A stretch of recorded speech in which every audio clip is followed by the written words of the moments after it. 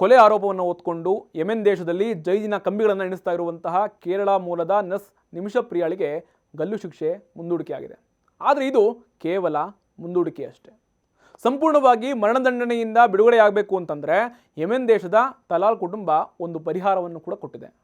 2014ರಲ್ಲಿ ಉದ್ಯಮಿ ಹಾಗೂ ನಿಮಿಷಾ ಅವರ ನಡುವೆ ಗಲಾಟೆಗಳೆಲ್ಲ ಆದಮೇಲೆ ಜಸ್ಟ್ ಪ್ರಜ್ಞೆಯನ್ನು ತಪ್ಪಿಸೋಣ ಅಂತ ಡ್ರಗ್ ಇಂಜೆಕ್ಷನ್ನ ಕೊಟ್ಟಿದ್ರು. ಅದು ಓವರ್ಡೋಸ್ ಆಗಿ ಉದ್ಯಮಿ ತಲಾಲ್ ಜೀವ ಕೂಡ ಕಳೆದುಕೊಂಡಿದ್ದಾರೆ ಅಂತ ಹೇಳಲಾಗ್ತಾ ಇದೆ. ಹೀಗಾಗಿ ಯೆಮೆನ್ ಜೈಲಿನಲ್ಲಿ ದಿನಗಳನ್ನು ಕಳೀತಾ ಇರುವಂತಹ ನಿಮಿಷಾ ಪ್ರಿಯಾ ಅವರನ್ನು ವಾಪಸ್ ಕರೆತರೋದಕ್ಕೆ ಭಾರತ ಸರ್ಕಾರ ಕೂಡ ಪ್ರಯತ್ನಗಳನ್ನು ಮಾಡ್ತಾನೇ ಇದೆ ಈಗಲೂ ಕೂಡ. ಆದರೆ ಅದ್ಯಾವುದು ಕೂಡ ವರ್ಕೌಟ್ ಆಗದೆ 2025ರ ಜುಲೈ 16ನೇ ತಾರೀಕು ನಿಮಿಷಾ ಪ್ರಿಯಾ ಅವರಿಗೆ ಗಲ್ಲು ಶಿಕ್ಷೆಗೆ ಯೆಮೆನ್ ದೇಶ ಆದೇಶವನ್ನು ಹೊರಡಿಸಿತ್ತು. ಕೇರಳದ ಗ್ರ್ಯಾಂಡ್ ಮುಫ್ತಿ ಶೇಖ್ ಕಾಂತಾಪುರಂ AP ಅಬೂಬಕರ್ ಮುಸ್ಲಿಯಾರ್ ಅವರು ಹಾಗೂ ಯೆಮೆನ್ನ ತಲಾಲ್ ಕುಟುಂಬದ ನಡುವೆ ಚರ್ಚೆಯನ್ನು ನಡೆಸಿ ಒಂದು ಕ್ಷಮಾದಾನದ ಮಾರ್ಗವನ್ನು ಕೂಡ ಕಂಡುಹಿಡ್ಕೊಂಡು ಬಂದಿದ್ದಾರೆ. ಇದರಿಂದ ನಿಮಿಷಾ ಅವರ ಗಲ್ಲು ಶಿಕ್ಷೆ ತಾತ್ಕಾಲಿಕವಾಗಿ ಮುಂದೂಡಿಕೆಯಾಗಿದೆ.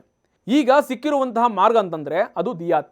ಇಸ್ಲಾಮಿಕ್ ಕಾನೂನಿನ ಅಡಿಯಲ್ಲಿ ದಿಯಾತ್ ಅಥವಾ ಬ್ಲಡ್ ಮನಿ ಅಂತಂದರೆ ಒಂದು ವ್ಯಕ್ತಿಯ ಜೀವ ತೆಗೆದಿರೋದು ಅಥವಾ ಗಂಭೀರ ಗಾಯಗಳಿಗೆ ಪರಿಹಾರವಾಗಿ ಆರೋಪಿ ಬಲಿಯಾದಂತಹ ವ್ಯಕ್ತಿಯ ಕುಟುಂಬಕ್ಕೆ ಹಣವನ್ನು ಕೊಟ್ಟು ಶಿಕ್ಷೆಯಿಂದ ತಪ್ಪಿಸಿಕೊಳ್ಳುವಂತಹ ವ್ಯವಸ್ಥೆಯೇ ಬ್ಲಡ್ ಮನಿ. ಈ ದಿಯಾತನ್ನು ಕೊಟ್ಟು ಕ್ಷಮಾದಾನ ಪಡೆದರೆ ನಿಮಿಷಾ ಪ್ರಿಯಾ ಅವರು ಸಂಪೂರ್ಣವಾಗಿ ಗಲ್ಲು ಶಿಕ್ಷೆಯಿಂದ ಮುಕ್ತಿ ಆಗ್ತಾರೆ.